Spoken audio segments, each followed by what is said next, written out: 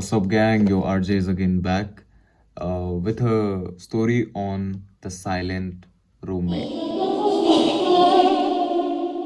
So there was this first year girl who recently got into college and वो hostel में join हुई नई नई।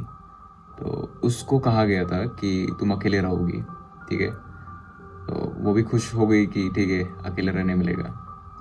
वो रूम गई।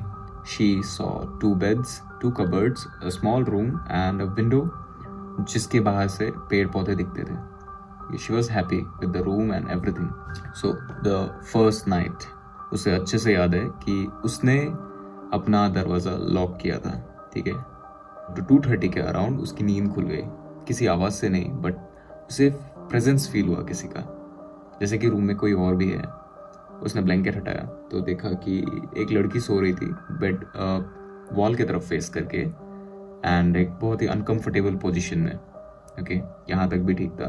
उसने सोचा, वो नींद में ही थी, उसने सोचा कि चलो हॉस्टल वालों ने शायद रूममेट अपॉइंट कर दिया होगा, ठीक है। यहाँ तक सहने लायक है चीज़ें, बट रात को कौन रूममेट अपॉइंट करता है, उसने ये नहीं सोचा। शायद यही उसकी गलती थी।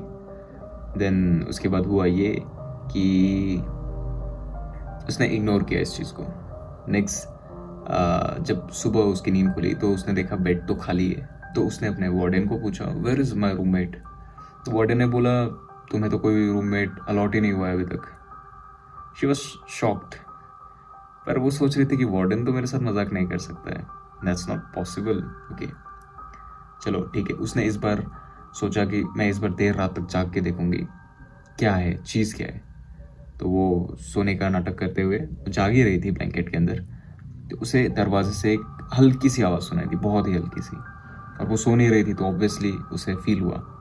देन उसने ब्लैंकेट हटाया, same girl, same position, same bed, and वो वॉल की तरफ फेस करके वैसे ही सो रही है। इस बार उसे थोड़ा सा डर लगा, तो उसने विस्परिंग आवाज में पूछा, हेलो। लड़की का कुछ रिस्पॉन्स नहीं था थोड़ी देर तक, बट थोड़ी देर बाद वो लड़की उठी और उसका जो हेड है थोड़ा सा मुड़ा हुआ, एंड उस लड़की ने उसकी तरफ देखा और कहा, you weren't supposed to see me। अगर आप ऐसे रह रहे हो हॉस्टल में और आपका कोई रूममेट नहीं है और आपको रात को ऐसा फील हुआ तो कैसा होगा, या अगर आपका रूममेट भी है और अगर आपका रूममेट रात को ऐसी हरकतें करे तो कैसा फील होगा, टेल मी। तो शी वॉज फ्रीज्ड, पूरा जम गई, अभी उसका दिमाग काम करना बंद कर दिया।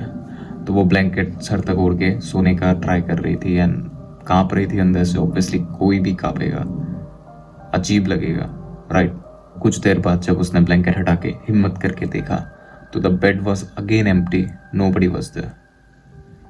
अभी उसे समझ नहीं आ रहा था कि हो क्या रहा है उसकी लाइफ में, या हो क्या रहा है इस रूम में, कौन है जो मेरे साथ ऐसा कर रहा है।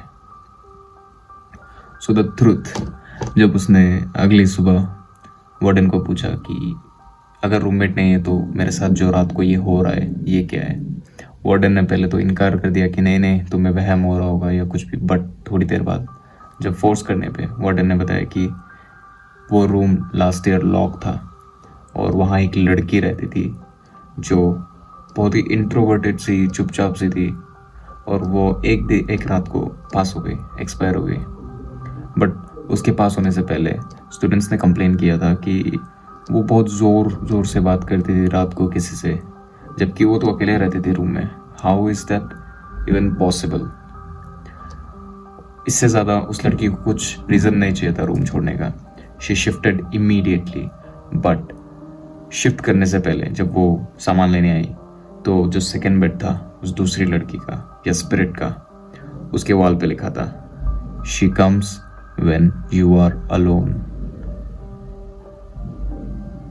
बहुत ही माइंड फ्रीजिंग स्टोरी है, ब्लोइंग स्टोरी है, और ऐसे स्टोरीज अच्छा लगता है सुन के भी, पढ़ के भी, एंटरटेनिंग है। बट जब ये स्टोरीज रियलिटी में बदल जाए, you know, then it will be very difficult to survive or to tolerate. So be safe, be prepared for anything comes in your way.